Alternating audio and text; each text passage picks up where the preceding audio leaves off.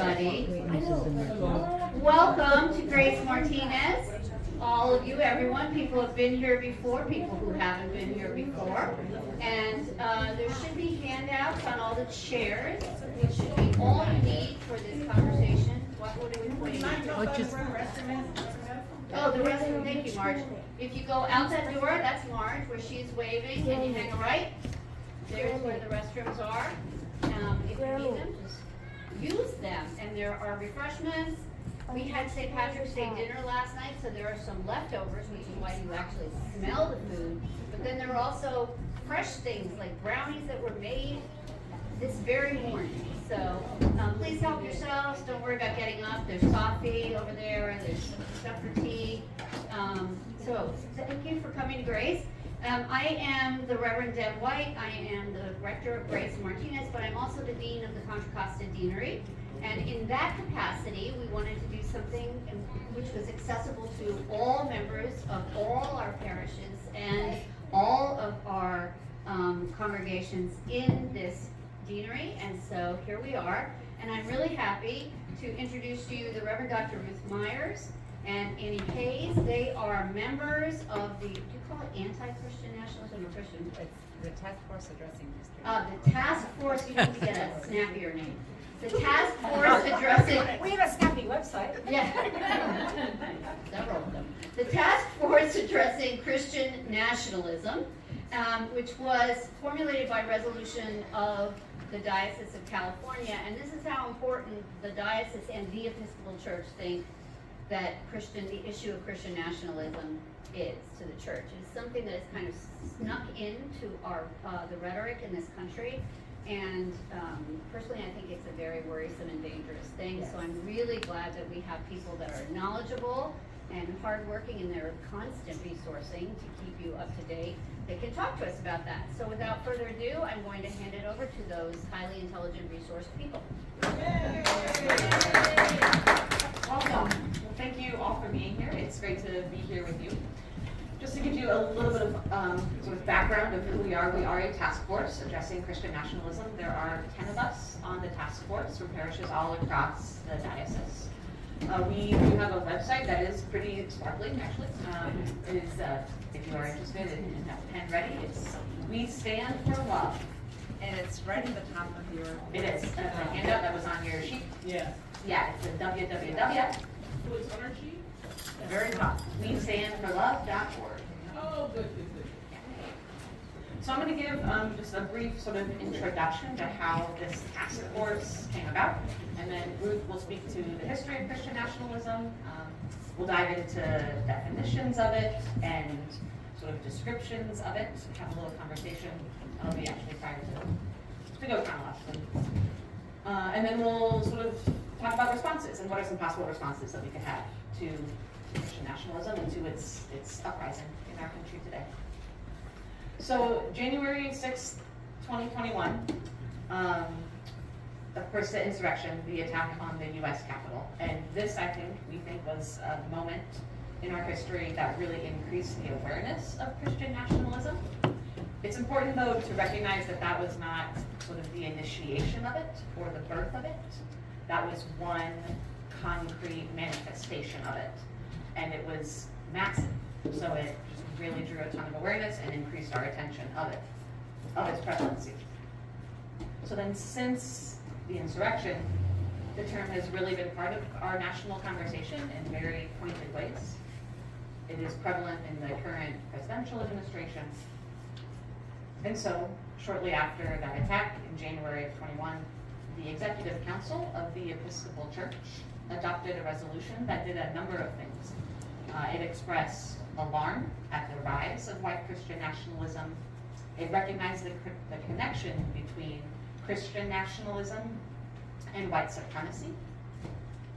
It suggested a number of ways that the Episcopal Church itself could respond, dissuading people from joining extremist groups or ideologies, offering alternatives for those who are already in such groups, challenging and disrupting the ideology of Christian nationalism, expanding possibilities for reconciliation and forgiveness, And then it called for the Office of Governmental Relations and the Office for Ecumenical and Interreligious Affairs to develop a plan for the Episcopal Church for a holistic response. So, the Episcopal Public Policy Network developed a report on a series of de-radicalization. And this report does a couple of things. It summarizes responses from both the US government and NGOs regarding Christian nationalism. And it gives examples of church-wide and local grassroots actions that are addressing Christian nationalism ideology. In March then of 2022, our presiding Bishop Curry charged the Theological Committee of the House of Bishops to study the issue, and another report was issued. We like reports here. About 2 years later, and this report makes the case, it is listed on our website also. If you go to our website, the educational materials tab on the left, it's listed there. You can read the whole thing. Makes the case against Christian nationalism. It offers insights from Scripture and from our Anglican tradition in particular. And then it gives examples of contemporary resources, like participating in sacred ground. It offers methods for how to engage and dialogue theologically. And then it offers public witness with other churches, naming that as a good example. So, if you want to pick up the handout on your seat, and if you turn to the side that says Indicators of Christian Nationalism, to kind of start to understand what it is, I think you got to start from the standpoint of it's tricky, it's complicated, it's complex, it's slippery, it's kind of hard to pin down, it's hard to nail down. So let's just go through this sort of step by step and discuss each claim. That sounds all right to you all? Yes. So I'll read. I consider founding documents like the Declaration of Independence and the U.S. Constitution to be divinely inspired. That Well, is Jefferson would be happy to hear that. Jefferson. I don't think so. Yeah? Oh, you should request them. Yeah, so if you have thoughts on these claims as we go. Well, Jefferson and Madison both believed that the church and the state needed to be separated permanently for the good of the church Yes. and for the good of the state. That's right. Jefferson was a deist. He took the New Testament and cut all the miracles out and left only the moral teachings of Jesus. Whereas Madison was a good Anglican. And he contributed financially and talents of his time and his political efforts to strengthen the church, and he felt that the biggest risk to the church is the state, and the biggest risk to the state is the church. Thank you. The second point here, an indicator of Christian nationalism. The success of the United States is part of God's plan. Any thoughts or reactions to that? Who knows? Thumbs down. Who knows? Yeah, thumbs down. It's a mystery. Who It's a knows? mystery. Could be. Who knows? You think if God did it, it would have been better done. Yeah. God did it, it would have been better done. Done better. Done better, better done. Better done. Get her done. Get her Yes, thank you. But even before that,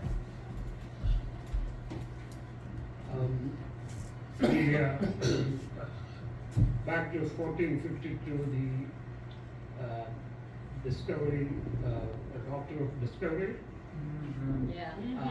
that gives, that started colonialism, right? So, can we go back all the way to that rather than just, the beginning of United States? And then, because it is parts of Christianity in most of the part of the world. Really good point. Thank you. So, does everybody know what the doctrine of discovery is? No. Okay, Yes. so the doctrine of discovery is a formal doctrine that was promulgated by the Pope, the leader of the Roman Catholic Church. And the doctrine of discovery, just want to make sure this is on. The doctrine of discovery basically says that this land is given to, and that Christians have the right and the responsibility to discover lands and take those resources. And so it, this is the end of the 15th century. I don't remember the date, somewhere around 1452, 1492, but it's right around the time that Columbus comes to the United States. Right. And so this is the permission-giving doctrine. This is a formal statement by the church saying, take these lands, use the resources. The resources are given for those of us in Europe who need those resources. So even the idea of discovering a land in which indigenous people have been living for hundreds of years is a bit problematic. The Episcopal Church, within the last 20 years, I don't remember the General Convention, the Episcopal Church has formally repudiated the doctrine of discovery. That was the Catholic Manifest Destiny. It was a Catholic Manifest Destiny. It was used to support our own doctrine of and teaching about Manifest Destiny, but it was done in an official way. Yes. And we're making sure, I know that you may feel that we don't need the mic, but we are recording this for posterity. So that's why we have the mic, because that's how it gets into the recording for posterity. It was also a Catholic response to the Protestant Reformation. And so during this time when Ferdinand and Isabella were taking over in 1517 with Martin Luther, and even before that with Darius Erasmus, who was a Catholic priest, this was their Catholic way of saying, we have to get more congregants because people are splitting from the Catholic Church. And so it was a Catholic response socially to people separating from the Catholic Church and forming Protestant denominations. Thank you. Thanks, Melissa.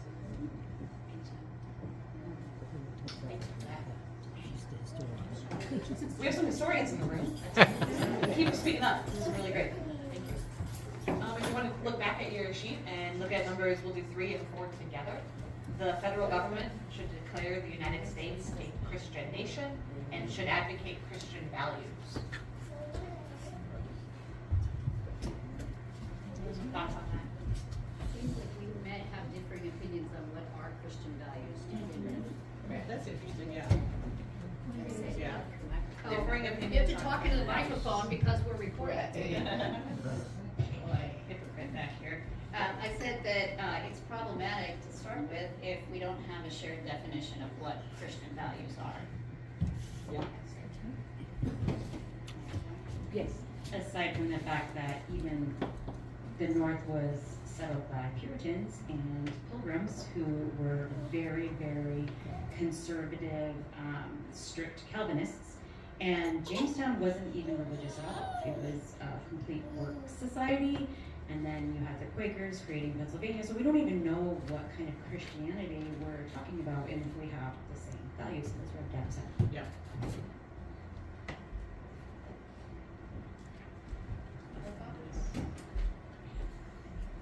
What about all the other wonderful, beautiful religions of the world? Yes. What about all the other wonderful? Yes. Yeah, what about all the wonderful, beautiful religions of the world for posterity? For the recording. Yeah. Yeah, what about them? Do they matter? Do they have a voice? Yeah, does their voice matter? How about this next one? The federal government should not enforce a strict separation of church and state. But I thought we said the U.S. Constitution was divinely inspired. Ooh, good point, Melissa. What was that? She said the U.S. Constitution was divinely inspired, so how can that be? So how can the First Amendment, because it's an amendment and not the original? Probably because it's an amendment and not the original. That's right. That's probably how. And how far back was this? I was was so startled when I started hearing this just in the last couple of years, that there are people who believe Yes, so maybe it's how not far, actually meant to be this way. how far back does this movement go? The ideology? This idea that the separation of church and state isn't a founding principle of the US, like. We'll get to that. We're gonna do a deeper dive into history. Yes. Any more thoughts on that one, separation of church and state? Well, Jefferson had very strong opinions on that question. And he left absolutely no doubt that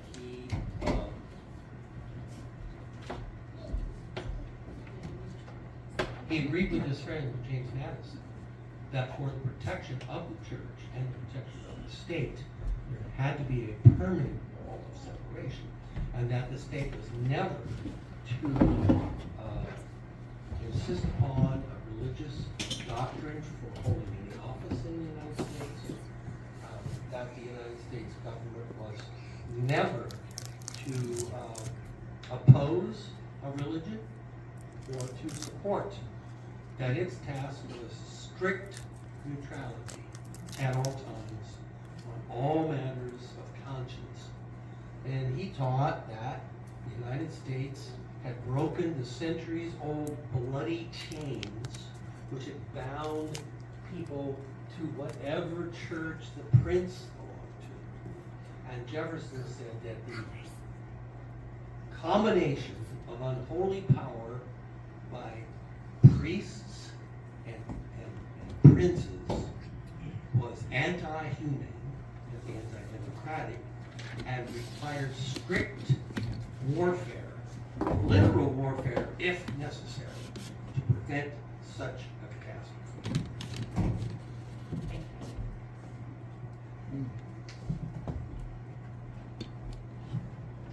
I don't have any more to say on that. But this next one takes us in a slightly different direction. The federal government should allow the display of religious symbols in public places. Lots of reactions to that one. You like a good Buddhist statue? You see how that could be problematic? It doesn't seem as problematic to me, though, as the separation of church and state. It's problematic, but it's not like, wah! Okay, so like second tier. Okay. Personally. Okay, yeah, fair. It's one of those sneaky ones, though. Like, you don't think about it, and then Yeah. it's very sneaky because you don't think about it until it's like in your face, and you can kind of ignore it. It's one of those like red flags that you can ignore because not everybody's gonna think it's a red flag of certain symbols. And when did we start putting in God we trust on our dollar? We'll get to that.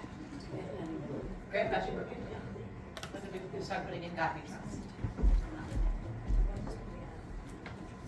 I think one of the reasons that this one doesn't strike us as quite so alarming is because we have changed from talking about Christian nation, Christian values, to religious symbols in public spaces. And then the next one also is prayer in public schools, which again is not specifically Christian. And so there is room for, this is why we have public displays of a Christmas tree and the menorah and the colander for the flag and spaghetti monster, that we have decided that you can display some religious symbols as long as you include all of them that want to be included. And is that a slippery slope or not? I think is a big question. Like a lot of people are very celebratory when we can include everybody, but how far? There's arguments then about how far to go. And arguments about what religion is. Yep. What qualifies as a religion? Yeah. Oh, yeah. To merit being up there. And actually, we do allow prayer in public schools. It just can't be mandatory. And this past week Friday was Eid al-Fitr. And during the month of Ramadan, every single one of my Muslim students left 5th period at 1:10 to go pray. We did not disallow them just because they were in a public school to pray. They went, they prayed, they came to class. So we do allow it, we just don't enforce it or force it, and we don't tell children that they can't pray in school because they don't subscribe to the Christian religion. So it's a lack of saying you cannot, and it's also a lack of saying you must. You must. Great. Great. Let's jump down to that next survey, and 1 and 2 we kind of already touched on a bit. But this number 3 is a bit intriguing. If the U.S. moves away from our Christian foundations, we will not have a country anymore. How does that strike you? Ridiculous. And well, in fact, I recently looked at, folks, we don't have a Christian country right now. If you look at statistics of how many people go to services, we do not have a Christian country. Especially in California. It's like 20-something%. Yep.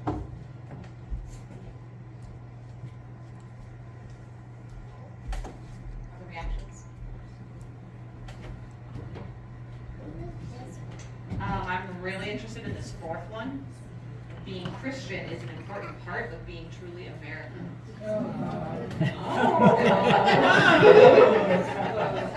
I'm right to be interested. There's some feelings there. What speaks? What was that about? What were the groans? So what about everybody else that's not Christian? So if you're not Christian and you were born in America, you're not American? Yep. That's not right.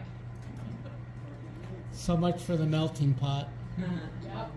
Well, and I have I was raised, I went to elementary school as the only Presbyterian kid in my class in Provo, Utah, where everybody else was Mormon. And now granted, the Mormon church had reason to preach the separation of church and state because they, were trying to be included and they needed this. But my experience of, this is a pretty conservative place. In fact, we even had overtly Mormon prayers in my classrooms to open the day most days of my elementary career, so they weren't really, but everything I learned as a little kid about the founding of our country was all about people escaping religious persecution in Europe, and everybody's coming here to get religious freedom. And so for me now to see somebody, to see, the right people to the right of me saying, oh, that was never true, is like blowing my mind. It's absolutely blowing my mind. I'm still, my guests are still flabbered, is all I can say.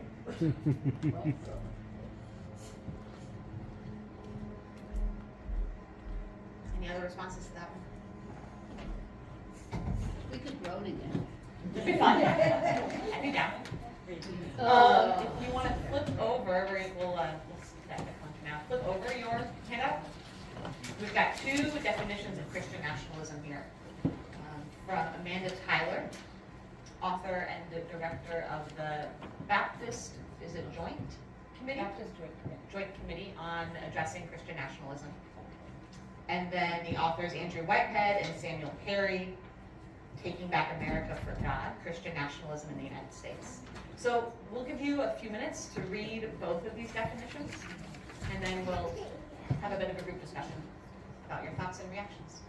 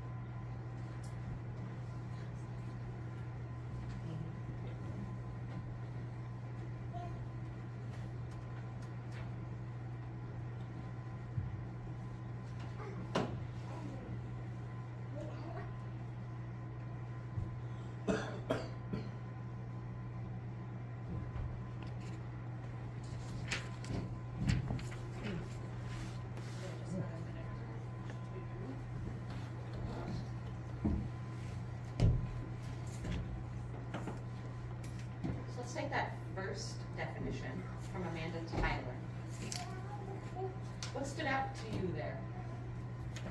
Yes, thank you. Very strongly that it's a veneer, and so that is everything in my current world right now, and then at the national level is a veneer. Veneer. Mm-hmm. Who else? What stood out to you? Yes, thanks. Oh. JK, yes. Something that strikes me that came out from the first one, but I think is present in both, is this strong sense that part of the problem with Christian nationalism is the distortion of Christianity that it involves, which makes me realize that the Episcopal Church has been increasingly concerned about Christian nationalism in its current iteration, kind of a white supremacist Christian nationalism, partially because it seems to claim and represent a Christianity that is not the one that we practice. And historically, we have been a lot closer to kind of the seat of political and ideological power, and we have not had problems with some Christian values being in our nation until they were no longer our Christian values. Yeah. So I think we have some historical truth-telling to do within our denomination, even going back to that we are the Church of England, right? That we are a tradition that our churches largely follow political borders, right? Like there is something to our tradition that is intertwined with worldly power. And it makes us uncomfortable when it is no longer recognizably our Christian. So yeah, we got some digging to do. A lot. Awesome. Great one. Yeah, one of the things that really stood out to me, it's in both definitions here, is this idea of symbolism and imagery, right? And the flip side of that is, on the political end, is propaganda, right? And so I think one of the things that I've seen and I've witnessed is this rise in the symbolism and imagery of Christianity being infused with the political propaganda. And it allows people to subsume an identity and claim an identity without having to do much introspection and reflection. Because the symbols and imagery are there, it makes them feel good, and yeah, that's what I think.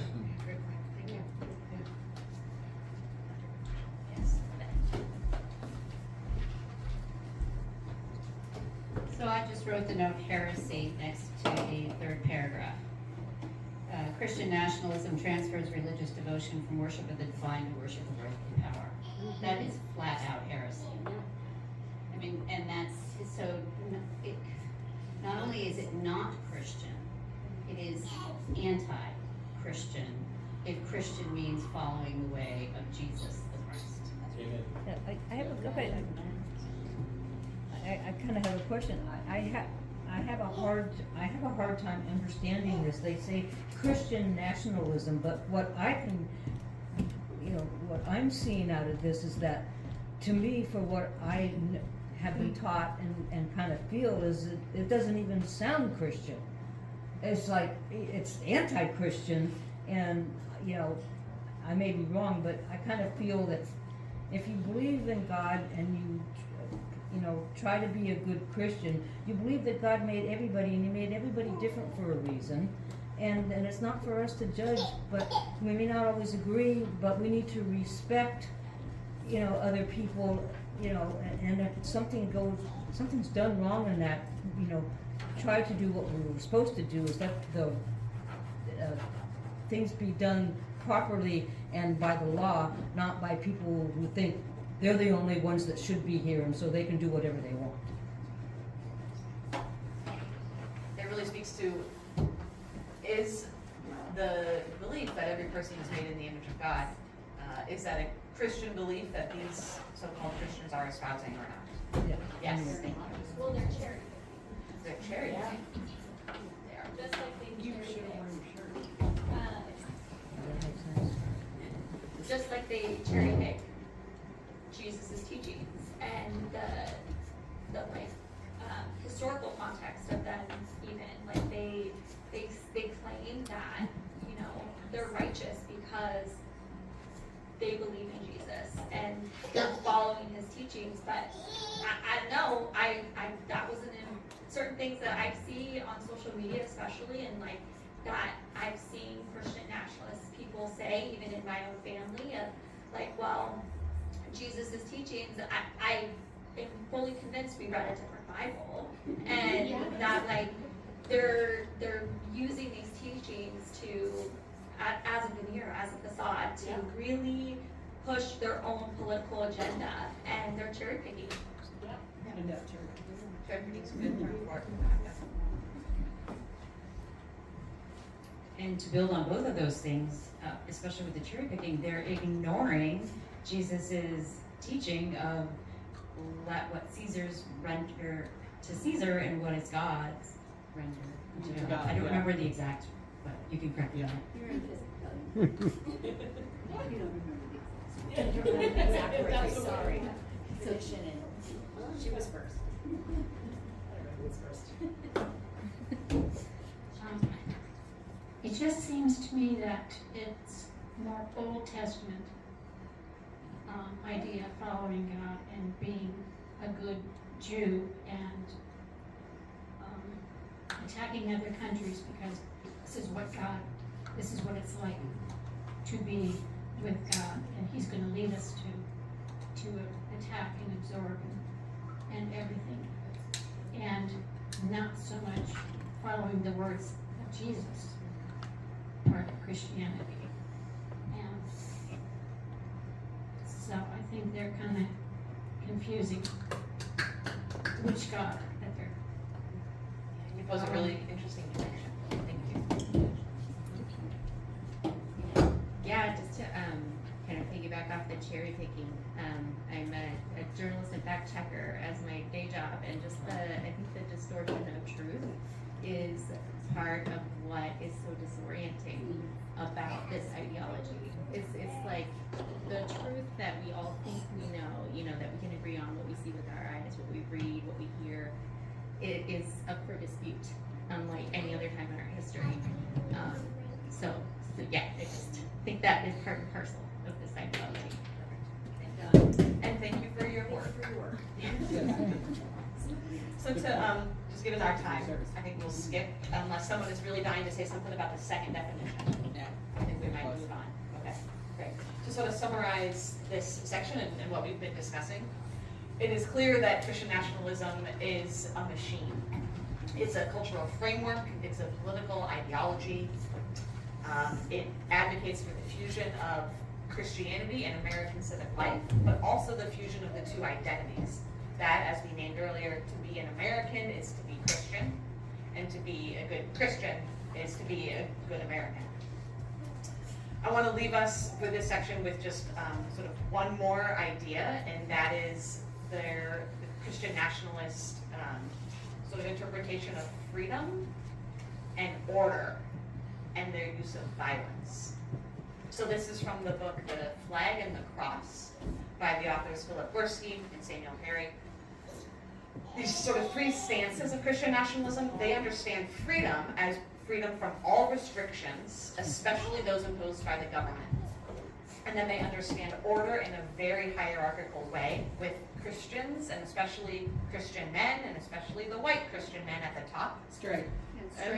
Straight. Yep, we're gonna definitely say that. Yep. And then violence they see as a righteous means of defending their freedom and restoring this proper social order. So, I think I will leave us with that, and we will transition into the.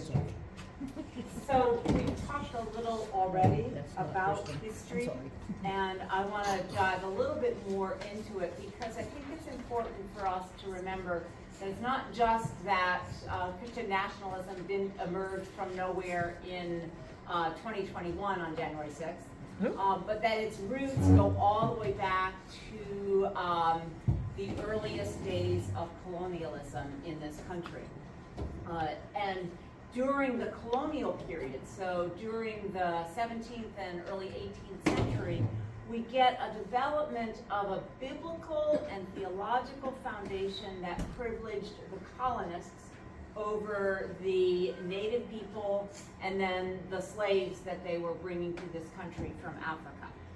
Remember, we've already mentioned that New England was largely settled by Puritans and Congregationalists, so it had a religious foundation. Southern states were founded more by Anglicans. So the Anglican Church, the Church of England at that time, was established in the colony of Virginia. And so there's a religious foundation there. The people who came to this country were largely Christian. And there were a couple of theological emphases that then supported their claim to authority and power in the colonies. One, you mentioned earlier, this sounds like Old Testament theology, and indeed, the idea that people were in the promised land, that this was the new Israel, and so the responsibility of the colonists was not only to found a New England, but also that this land had been given to them by God, and that they were to be the new Israel in this place.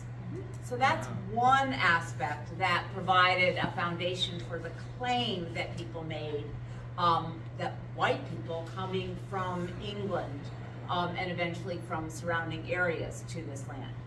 Another was a sense of this is a holy war. A lot of this theology draws from the book of Revelation. And so the idea that this is a holy war, we are engaged in a cosmic battle between good and evil, which will lead to the return of Christ. And that holy war required eliminating or exterminating the indigenous people in this place who were not Christians. So that was one approach then to the indigenous people. If it wasn't to Christianize them, it was to eliminate them. And that both of those were important theological foundations. And then there's a third, which was addressed particularly toward African people who were enslaved and brought to this country. And that is the justification of slavery on biblical foundations. And there were a couple of theologies here. One is called pre-Adamism. And it's the idea that there was a race before Adam, and that that race was inferior to the descendants of Adam. So you can probably figure out which the inferior race was, the pre-Adam race, the Africans, who needed to be enslaved and controlled by the descendants of Adam. Another theory had to do with the curse of Ham. Ham was one of Noah's sons, and he saw his father naked, and so was cursed forever because of that. And again, the African people were then said to be the descendants of Ham. And so those racist grounds then provided a theological justification for slavery.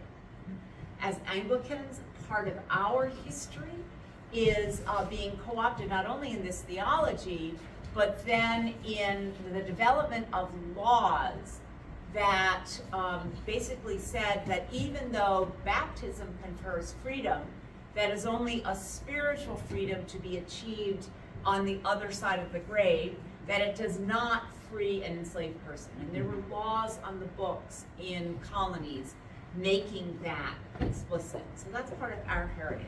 But this development then of both biblical and theological foundations, there were some alternative narratives put forward, but what took root was this idea of a new Israel, the idea of this apocalyptic war between good and evil, the idea of the curse of Ham, which made white people superior to both the indigenous people and enslaved, well, all Africans, but especially enslaved Africans. In the 19th century, some of this shifted a bit, but we still get a turn to Scripture to provide the foundation for this superiority of white people, this idea of the United States as a Christian nation. One we've mentioned already is manifest destiny. The idea that Western expansion was part of this divine plan that was to establish the kingdom of God on earth.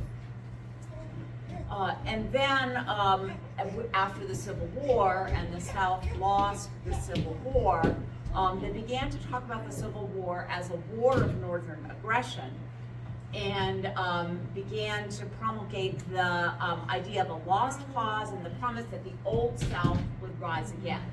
And this has a biblical foundation in Jesus' crucifixion and resurrection, that the Old South had died, but they had been crucified and they would now rise again. And so that provides another theological foundation.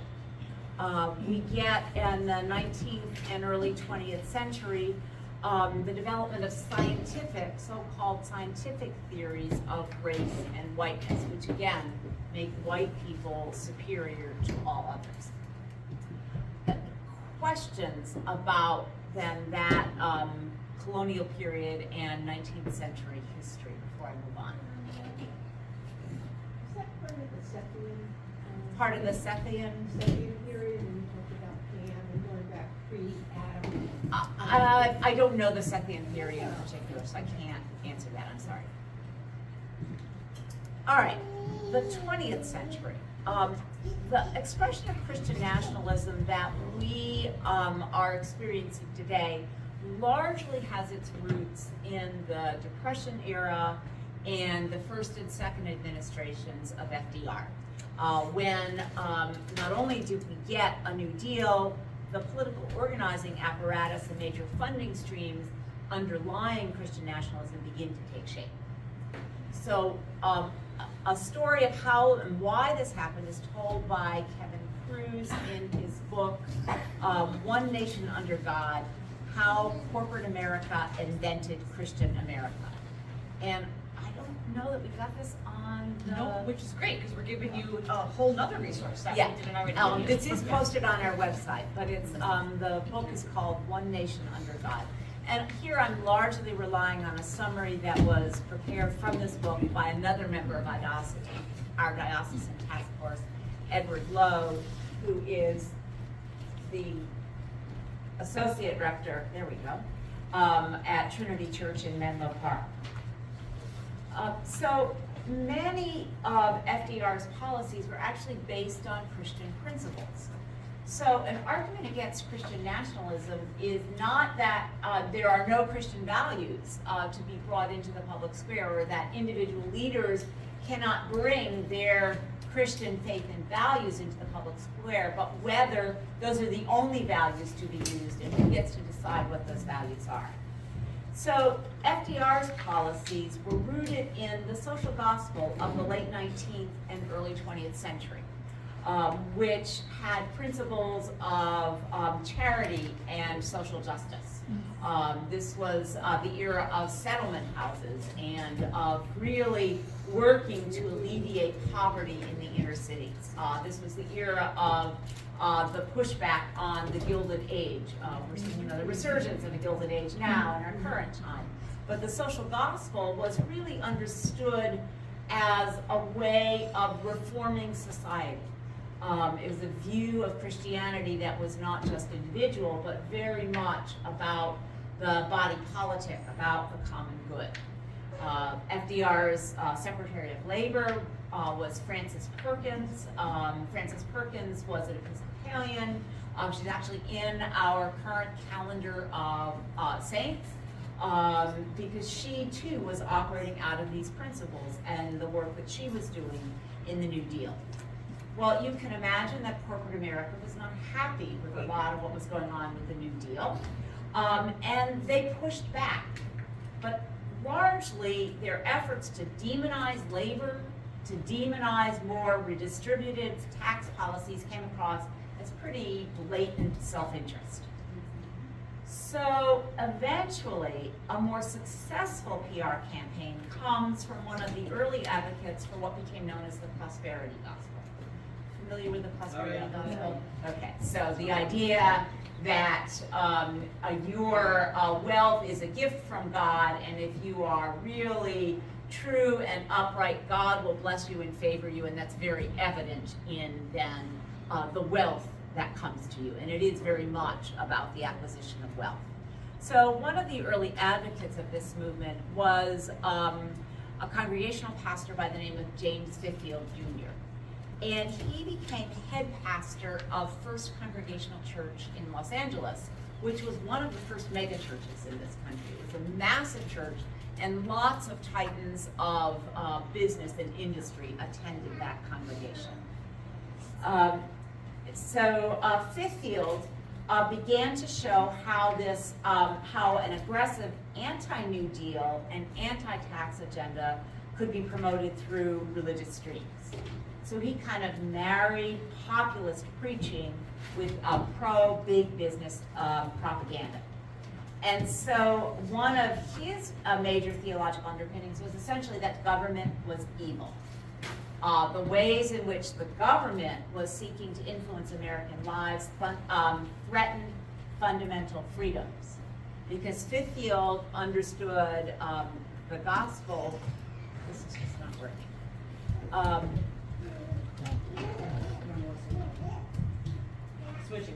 Switching microphones, this one keeps cutting off. So the gospel was understood as a means of individual salvation. And Fitfield and those who followed him disputed the idea that the gospel promoted any broader social agenda. Well, this is a really useful perspective when you're pushing back on supposed government excess. But the movement actually entered the White House in the 1950s when Eisenhower became president.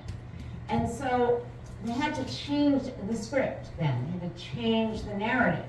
How could the government be fundamentally evil if the partisans of this movement held the reins of power? It just didn't make sense. So the movement began to refocus the federal government by incorporating a kind of vague, generic Protestant language and ceremonies into actions of the state. This is where we get "In God We Trust" as the nation's motto. Before then, the unofficial motto was "E pluribus unum," out of many one. But now it's "In God We Trust." This, the 1950s, is when we incorporate "under God," one nation under God, as part of the Pledge of Allegiance. It wasn't there before the 1950s. This is the time of the origin of the National Prayer Breakfast, a National Day of Prayer. Yeah, so it's all happening in the 1950s, and we think, oh, this was like, it's always been that way. No, this was an intentional campaign to infuse, to marry these Christian values, these vaguely Protestant understandings, with our national identity. Was swearing on the Bible also? Was swearing on the Bible? No, that goes back. That's older. Okay. That's older. Yeah. The movement. So during this time, of course, not only was Fitfield still the movement's greatest spokesman. This is when Billy Graham also comes to the fore, and both of them are closely connected to the administration. And so this is the time when the architects of Christian nationalism are also beginning to recast American history. And so they're emphasizing Christian heritage, and they're then introducing what are essentially false beliefs about our founders' understanding of the separation of church and state. So this is where we begin to get introduced the idea that, no, it's not actually a wall of separation between church and state, which is what Jefferson insisted on, but rather this is now reinterpreted in a way that says, well, the government can incorporate religiosity into its function as long as the government doesn't dictate that to independent religious groups. And so we begin to allow religion to come into what the government is doing.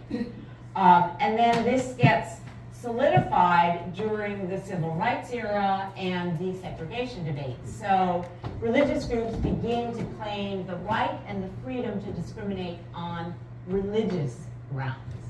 So when we get school desegregation, what do we get, especially in the South? Rise of what colloquially come to be known as desegregation academies, or segregation academies, excuse me, which become largely white private schools. And they're claimed to be Christians, And those who are founding these say, well, this is a religious decision, and we, because of the way we understand the separation of church and state, we can discriminate on religious grounds. This has come into the fore in the Supreme Court over the last decade with a series of decisions by the Supreme Court, which essentially allow churches and church organizations to ignore civil rights legislation, to ignore anti-discrimination legislation because they're claiming religious freedom. And the Supreme Court has upheld this. And so it really limits then, for example, the church can say, we're gonna fire Rev. Deb because we don't believe women can be ordained, and she has no case on the grounds of discrimination as a woman because the church is free to say that. This changes then this understanding of the wall of separation between church and state. We also begin to get some divisions between clergy and laity on hot button political issues, which then are used as a wedge that recruit people into the silent majority, which was part of Nixon's coalition, and eventually the so-called moral majority in the 1980s and late 1970s. The evangelical right joins force with the Roman Catholic hierarchy to support Bible teaching in public schools. And one of the things that happens here is that clergy by and large oppose prayer in public schools, Bible teaching in public schools, because with their higher level of theological education, they're more attuned to the nuances of difference between Jewish and Christian, between Christian traditions, and especially clergy in more diverse and industrial areas of the country. But as we talked ourselves here earlier this afternoon, this question about religious symbolism, about prayer in public school, seems more benign. And if you're not attuned to the significant differences between faiths and even between different Christian churches, you're not attuned to that and so, well, sure. And it is important to remember that the Supreme Court has never outlawed prayer in public school. What they have decided against in the early 1960s was enforced public prayer for all in public schools. They've never forbidden the individuals from praying in public schools. So one of the really important takeaways from Cruz's story, and so this is Cruz, One Nation Under God, who really works with the period from the 1930s into the 1950s and 1960s. There are others since then who have moved the story forward a bit more. And it's important to recognize the ways in which these recasting of American history and government begins to create a kind of ecosystem of networks and relationships between conservative Christianity, big business, government, and libertarian economists. And that grows in the 70s and 80s. And so this political and economic juggernaut first formed during the Second World War, the post-war period. It reshaped the way in which Americans understand religion and its role in the public square. I also omitted another aspect of this, which was a massive PR campaign in the 1950s. So remember, the 1950s is really in many ways the dawn of mass media. We not only have radio, but we begin to get televisions in every home, and we get an advertising industry, think Mad Men, that is really working to sway people's beliefs. And with television and radio and easier publication, it's ever easier to do. And this organized public relations campaign encourages Americans to go to church, or even perhaps synagogue, and to pray, using publications, using ads, using editorials, and more. And so with this public relations campaign, there was a massive uptick in American church membership in the 1950s. We see it in our own statistics in the Episcopal Church. It's kind of, a good percentage of the population. There's fairly significant numbers in the Episcopal Church. We get to the 50s and it spikes, and then the numbers begin to fall off again. And so many people, particularly those of my generation, maybe not so much Andy's generation, but my generation, have these memories of the days when our Sunday school classrooms were overflowing and we had thousands of children in the Sunday schools and everybody was going to church. Well, that was because there was a massive advertising campaign. It had not been true up until the 1950s. So it's an aberration rather than a norm. But because of where we are generationally, it's thought to be the norm, and so the decline in church attendance and church membership is seen as a great tragedy rather than as a more return to what was normal. But it reshapes our understanding. So one of the things that happens theologically, and some of the recent developments, is a return to the apocalypticism of the colonial era. So in the 19th century, the idea is that we are establishing God's kingdom on earth, and we're going to establish this 1,000-year reign, after which Christ is going to come again. Now, in the light of a couple of world wars and the threat of a nuclear Armageddon, we're back to this cosmic battle between good and evil. We see that playing out in movie theaters all over the place, but it's also there theologically, that this war between good and evil heralds Jesus' return. This is where we get the Tim LaHaye Left Behind series in the 1990s, for example. There's a shift from the more overt racism, pre-civil rights movement, to a so-called color blindness. And so the idea is that we're not changing laws, we're changing hearts. But the racism continues as ever. And there's more of a focus on sexual sin. And so what we have is the emergence in the 70s and 80s and then unto this day, a network of think tanks, advocacy groups, pastoral organizations, organizations of clergy, and major donors, titans of industry who are funding all of these. And the key leaders of these various think tanks and advocacy groups interact in ways formal and informal. Catherine Stewart's book, The Power Worshippers, which is under bibliography, documents that in great detail. When I read it, I have to say, frankly, I read it and I think, this is conspiracy theory, the way these different groups interact with each other and people are funding this and all of that. And part of what Stewart does is she shows the involvement of pastors and theologians, not only in fostering Christian nationalist identity, but also in seeking to influence voting. And I'm a scholar, so I know what good scholarly work is, what good documentation is. And she's done the work. She's dived into the archives. She's followed the funding streams. This is not just a conspiracy theory. This is real.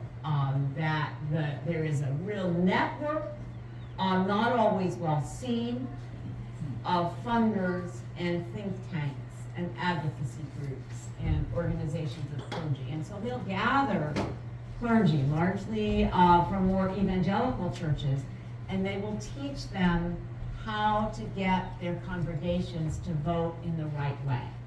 And so that organizing work, that's why evangelicals voted overwhelmingly for Donald Trump, because of the organizing that's been done to see him as God's anointed. This is the Cyrus of Persia theology, not as one who is himself a good believer, but rather God has chosen him to do this work. So that's the kind of work that then we're up against. My friends who have looked really closely at a lot of the writings theologically from Christian nationalists we'll see this teaching coming largely out of the book of Revelation. This idea of this cosmic war against good versus evil, and much less delving into the gospel. So when we say, well, this isn't the same Jesus, it's because they're actually looking at a whole different part of the Bible. And they're drawing on that part of the Bible and less upon the gospel teaching. So that's the work that we have that we're up against. Questions, comments about that? There are several.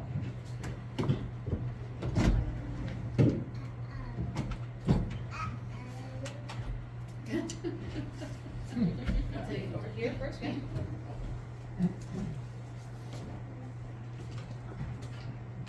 Right.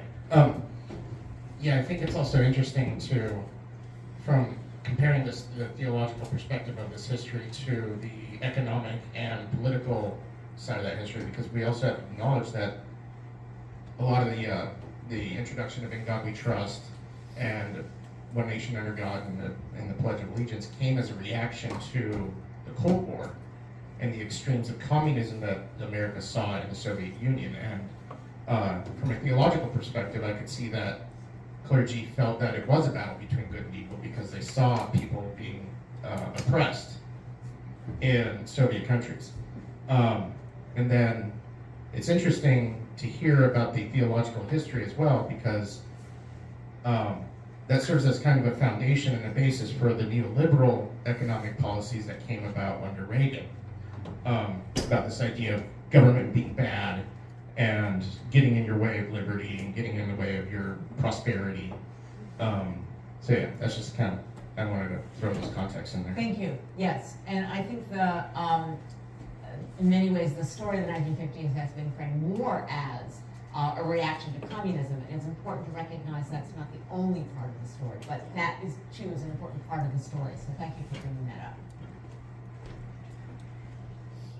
So I was wondering, Ruth, if you were going to talk about the fabulous soft shoe that enabled the conservatives and the Christian nationalists to switch from being anti-Semitic on a par with being racist, and then turn around and now be in partnership with the Jewish state, such that we are now partners in war, and switching that anti to anti-Muslim, and these new Christian nationalists that see themselves as allies of the Jewish state because it is related to Revelation. But I find it really entertaining because, of course, the part of Revelation is that war must happen and everybody must be annihilated. So that's very bad partnership in my opinion. But I wondered if you wanted to say anything about that historically and theologically. A little about that more theologically, but it is, so this is where Christian Zionism comes into play, and the understanding of this is all part of that move toward the end times. And so the refounding of the state of Israel is cast as part of that, but it's very much fused with that nationalist identity of Israel. Yeah, and Muslims are just all part of that other, and of course that comes to the fore, especially after 2001. Yeah, I'll just leave it at that. That's another part of the story. So this is a really complex history. That's why, part of why this is so slippery to define, so complicated to understand. Yeah. Well, and it's just interesting that the other is defined by what it is not, but what it is not is quote unquote Christian, and that definition shifts, and it shifts very conveniently to line up with earthly goals and earthly powers as opposed to any theology. I mean, it's not a theology, and I think that was part of the quote, is that it is equally cultural, but I would say it is also socio-cultural and economic. Yes, very much. Who else? Yeah, I got Yeah, great. Do you have time to talk about how to speak with a Christian nationalist? Yes, that's the last part of the program, yes. Any other thoughts? Reactions, questions? Well, let's dive into what you just asked. How do we respond? How do we talk with someone? I kind of actually want to open this up and sort of seek the wisdom of the group. Does anyone have thoughts? How do you do this? Has anyone had an experience of this before? Not successfully. Not effectively. Right. I think one of the things that you just said really defines, I think one of the things you just said, that Christian nationalism uses the book of Revelations and not the teachings of Jesus. We look at Jesus and love thy neighbor as thyself. So it's really hard to reconcile if you're looking at the book of Revelations as their basis. There's no Jesus. You're working with two different textbooks. It's two different. You're working with two different So it's a frameworks. huge bridge there to understand. Alexis was just saying, it's really hard to engage with somebody that's in that thought and not where we come from. Could I ask? It's very, Alexis? Alexis. Would you mind sort of describing that experience for us and maybe where they were coming from and what their framework was and their approach? It's hard because it was with my sibling, it was with my sister, and it was a phone conversation that ended in her yelling at me. I was very calm and ended with being yelled at, so I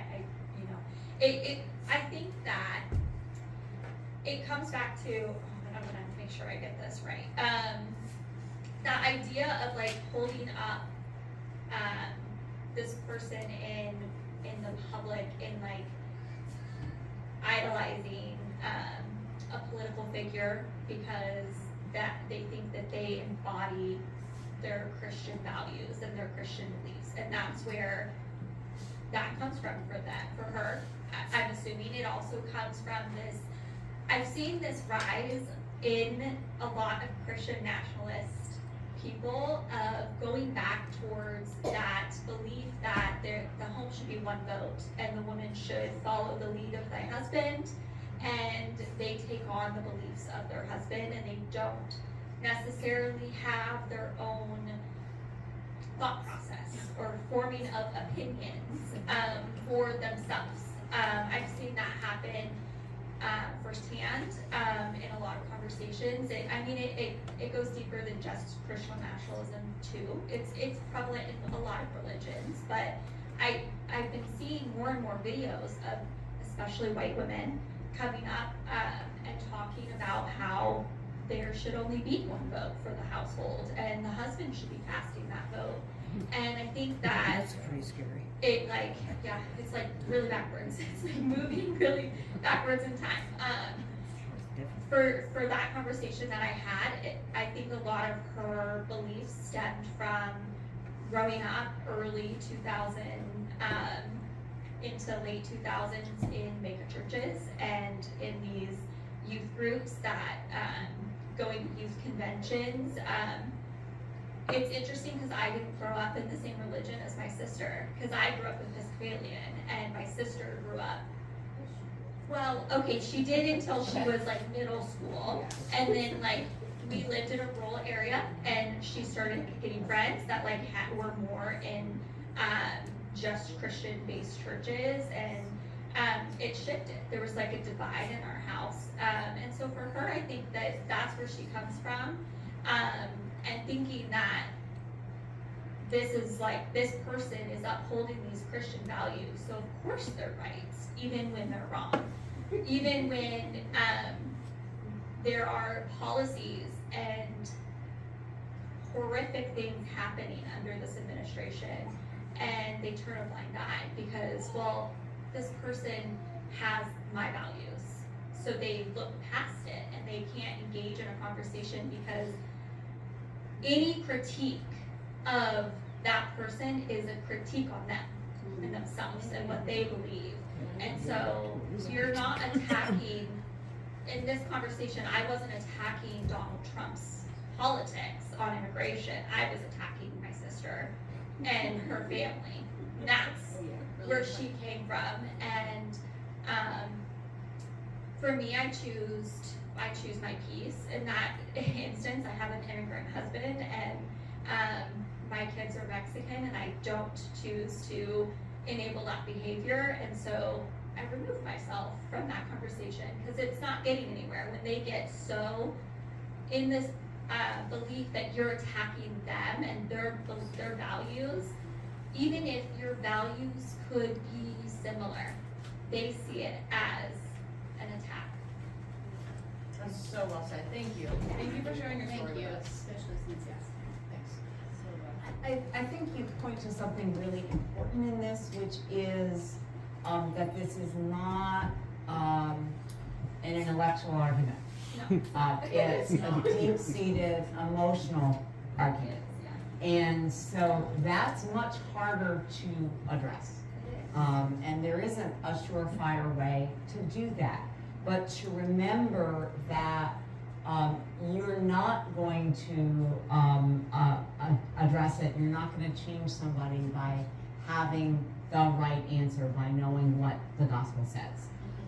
And so that's step one, is just recognizing that. It's also important to realize that there is a whole movement of people moving out of evangelical churches because of some of the theologies there. So it's not all one-sided by any means, but that it has such a powerful hold on people. You talked about your sister developing friendships because that was her friend network. And so that sense of community and the effectiveness at building a community and then infusing them with a particular kind of value. That's why the series from the Public Policy Network for the Episcopal Church is called De-Radicalization, because there's a whole process and there is work that's being done to figure out how to do that effectively with people, but they have to be willing to do it. So I think kind of the two places that I would point to that address some of this. This is a much broader piece that's not all going to be handled head on by any means. The work of Amanda Tyler, that first pope that we had, and her book called How to End Christian Nationalism. The Baptist Joint Committee formed this network called Christians Against Christian Nationalism. And so working together and thinking through what are steps. One of them is that, while it may not be one on intellectual grounds, especially for us Episcopalians, knowing our Bible and knowing our Bible better and being really rooted in that. Another, this is less for us as individuals and more for us as a church, is claiming our place in the public square. So Grace Church in Martinez is doing this with their Laundry Love ministry. You know, they're not out there. I don't think they're handing out Bible pamphlets at the Laundry Love, but I would imagine that people on Martinez who are coming to that know that it's a church that's doing that. And so there's a recognition that this church doesn't expect everybody to pull themselves up by their own bootstraps and do their own laundry and figure it out yourselves, but that there's a community responsible for that. In Pleasant Hill, the neighboring community, they had a banner out during Pride Month last year. And the banner was actually defaced and they repaired it with rainbow tape. That's another move of a church claiming its space corporately in the public square. And so that creates a counter narrative that's a very indirect, long-term process. But anybody who's involved in community organizing will tell you that that work is long and slow building of relationship. and that building a relationship is not always hitting the hot button issues head on. I can't even begin to imagine the pain that causes you with a sister with that level of disagreement. And yet recognizing that and acknowledging that and saying the kind of double, how do you stay in relationship as much as possible, but how do you keep yourself safe and sane at the same time? Those two things. Deb has something she wants to say. And then I'll let you talk too. Should wrap this up, probably. So I just was gonna give a couple of book recommendations that are not on there, if that's okay. So one of those is The Separation of Church and Hate. It's on there. Is it on there? I don't see it on the books. Okay, so that if it is on there and if it's not, we're doing that for our book study here at Grace. Susan, you're in that group and you guys love that book. Oh, Yeah. And it basically, it's funny, which is what's great because it's such a hard and painful topic, and it's written by a guy who just is very funny. And he starts out by saying, what do you do when you're seated at the dining room table, like at Thanksgiving with one of your relatives? And he said, so I'm gonna tell you this way to talk to them about it, but I don't think you're gonna change them. So it starts out with, do not expect to change someone, but here's how you can have a conversation.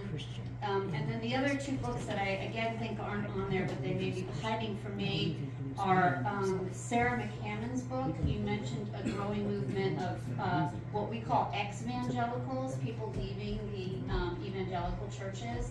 Sarah McCammon is an NPR reporter and was raised in an evangelical church. And so it hits that emotional part of what it's like to have to separate not just from a religion, but it's sort of that, you know, I remember when I first heard about the Amish, that you get this one season to figure out if you're going to stay in the church, and once you commit, that's it. And once you say, no, I'm not going to stay in the church, you are separated forever from your family, right? And Sarah McCammon's book gets at that more, like at what it means to truly change in a broader sense.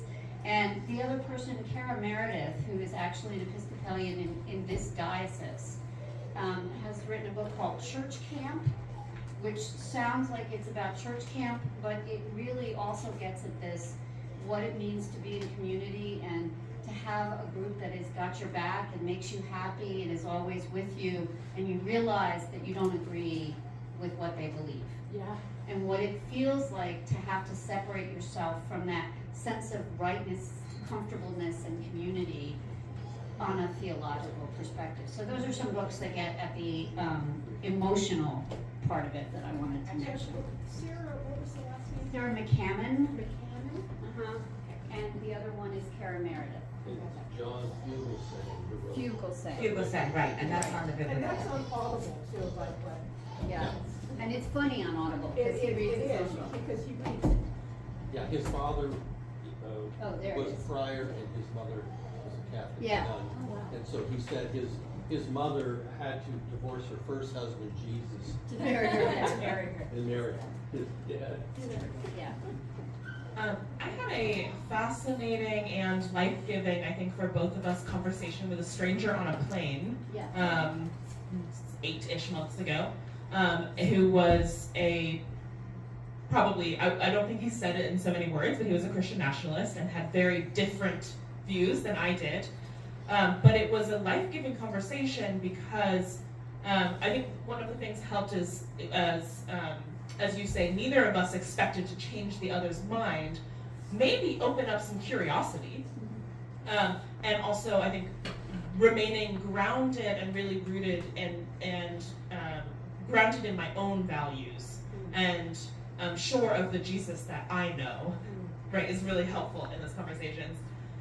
But a very open and sincere curiosity gave us so much leeway in that conversation from both perspectives that it seemed like he and I know that I really wanted to learn why he thought what he thought, why he believed what he believed, why he held the values that he did. And to me, learning the whys was more important than changing his mind, and I really felt that he felt the same way. So being able to have that conversation, I think it's easier with a stranger because it's not emotionally charged. But I encourage you, if you're ever like, if you are sitting in a place where you just have to be for a while with a stranger, strike up conversation. It's easier when you're wearing a collar to strike up conversation. Always talk to your Uber driver. Yes, yeah, just talk to strangers, because my curiosity opened up by the reasons that he held the values that he did, and the motivations about his love of family and his own family that undergirded some of the things. And I hope that maybe his curiosity opened up in conversation with me too. So it's these small incremental bits, because I have no idea who that guy is going to talk to next year, right? But being open and having that really honest, open curiosity, I think, is that starting point. So listening to him validated yourself. Yes. In your values. One more over here. Yeah, agreeing with everything everybody said, this reminds me of a section of a poem from the Desiderata. Speak your truth quietly and clearly, and listen to others, even the dull and ignorant. They too have their story. And the first part of this, speak your truth quietly and clearly, and this goes back to being grounded in the gospel. Vicar Steve did a whole series on the Beatitudes these last few months, and that did help me ground my own thoughts and my own ideas in the gospel and the teachings of Christ. And it allowed me to have some of these conversations with other family members who are more conservative. Some did vote for Trump, some didn't, some abstained. It's all over the place.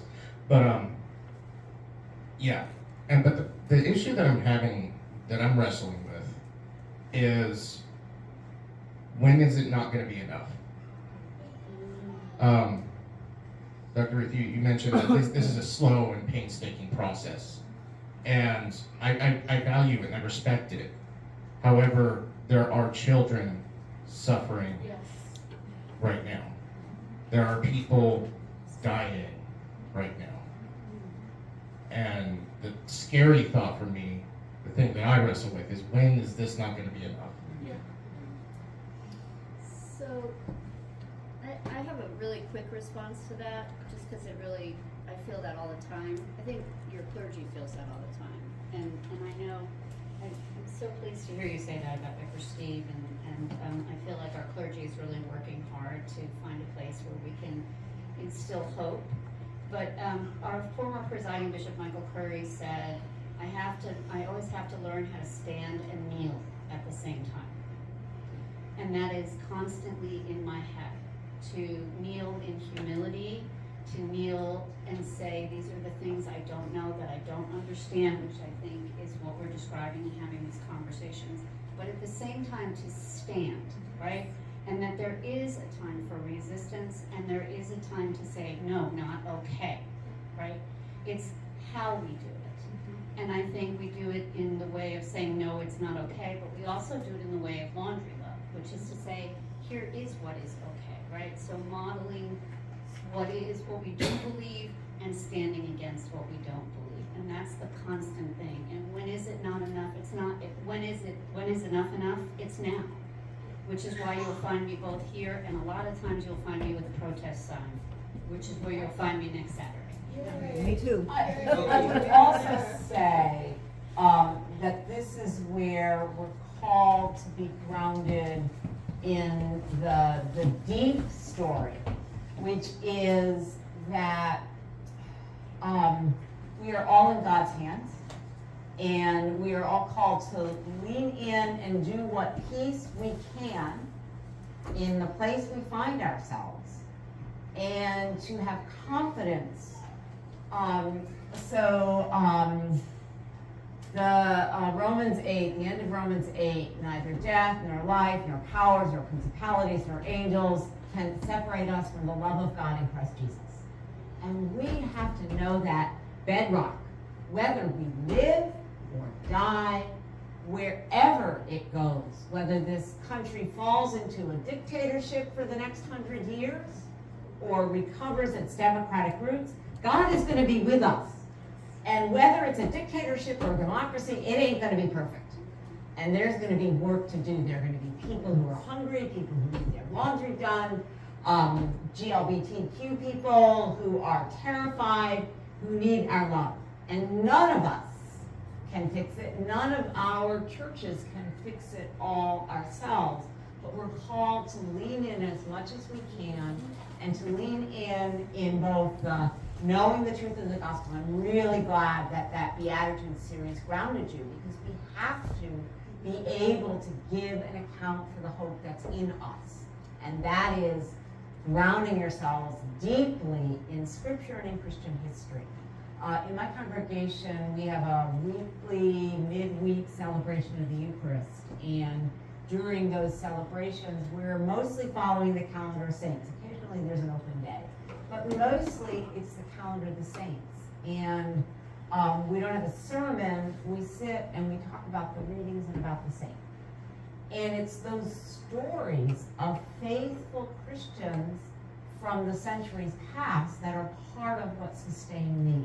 Because I remember that it's not just 2026 when there are hard times and scary times that we live in. Christians have been living with this for 2,000 years in different ways and places, and have found a way to persevere through the hardship.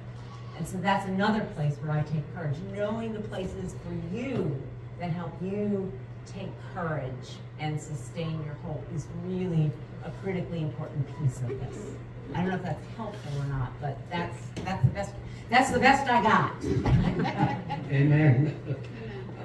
I was thinking that also we have to be more on the defensive, in the sense that congregations and groups of people who think this way should do more ecumenical activities and interreligious activities. At times like this, we should have probably a peace vigil, calling Hindu and Islam, people to come together to do worship together, to engage in conversation. This is in addition to being with others and all that, but this must be something that, especially now, we need and migrants, for instance, bring them together and do things like that more on the go, rather than just being a defensive all the time. And I think we saw some of that happening in the news out of Minneapolis. I'm sure it's happened in other places as well. And it is easier to do that when you're already working on building relationships when times aren't as rough. So that is also a reminder that that continuing building of relationships is really important, because then when the hard times come, it's easier to pick up the phone and call someone you just had coffee with and say, hey, what do we do? You have some thoughts? Well, we covered a lot of great thoughts. I think it's just important to end on how our faith can motivate us to get out, how our faith can motivate us to get out into the public square. And that this is a community-wide endeavor, that we are embarking on together and we are not alone in it. And have comrades and companions, and our faith draws us out. What we do in worship, what we do in liturgy, sends us out the doors and into the world to be the hands and feet of Christ. And we all know that, and we are all doing that. And so let's continue encouraging one another, inspiring each other, and walking together out there in that world. Doing that work. Amen.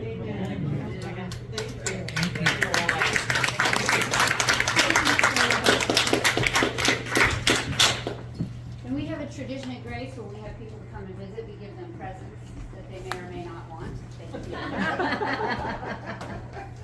So, we've started giving books. We used to give swag. Ruth is wearing a really nice scarf that she got here, so I like to say, what a nice scarf, where did you get that? But now we've started giving books, and these are not hints, but these are things that made me think of you. There's a note in there.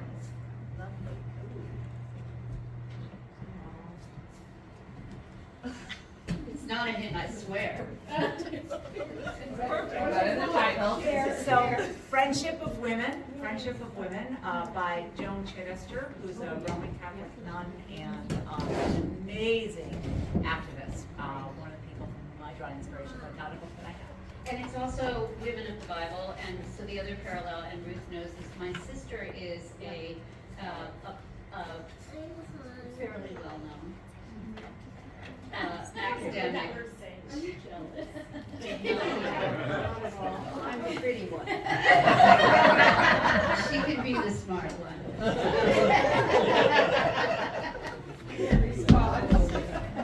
Sydney, don't watch this. She would find it entertaining. She was on the publication committee of the Dead Sea Scrolls. But one of the things she wrote was the commentary for the Book of Esther and the New Interpreter's Bible. So there's a chapter on Esther in there.